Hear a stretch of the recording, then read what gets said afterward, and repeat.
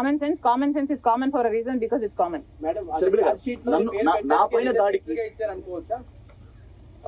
మళ్ళీ one of you please.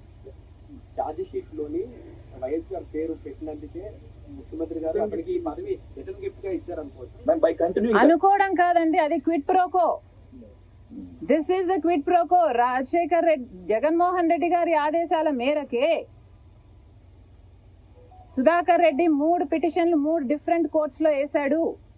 కాబట్టే జగన్మోహన్ రెడ్డి గారు 6 రోజుల్లోనే ఆయనకు ఆ పదవి ఇచ్చాడు అన్నది ఎవిడెంట్ అండి. ఇది క్విట్ ప్రోకో. ఇది నేను చెప్తే కాదండి, మీరు డేట్లు చూసుకొని మీరు if you connect the dots ఎవరికైనా అర్థమైపోతుంది.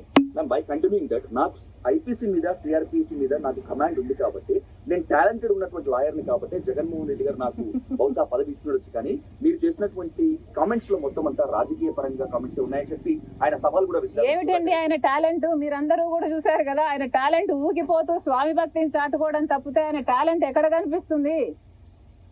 నాకైతే కనిపించలేదు. ఈయన టాలెంట్ అలా రాజశేఖర రెడ్డి గారి పేరు సిబిఐ ఛార్జీలో పెట్టాలి అని 3 కోట్ల మీరులో పిటిషన్ వేశాడు.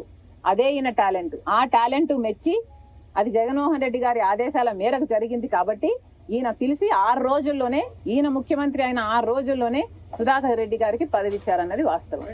సుధాకర్ రెడ్డికి రాజకీయ చింతన ఇస్తుంటే జగన్మోహన్ రెడ్డికి అసలు entire episode CBI episode political motivated. అందులో ఆ విషయాలు శర్మ గారికి తెలియదా? మొత్తం కలిసి ఒక కాన్స్పిరసీగా చేసిన ఇష్యూ కదా. I don't want to get in to all that. Jaganmohan Reddy గారు పులివెందల వేదికగా కొన్ని కమెంట్లు చేశాడు. రాజశేఖర్ రెడ్డి గారి పేరును సిబిఐ ఛార్జ్ షీట్ లో చేర్చింది కాంగ్రెస్ పార్టీ అని చెప్పాడు. కాబట్టే నేను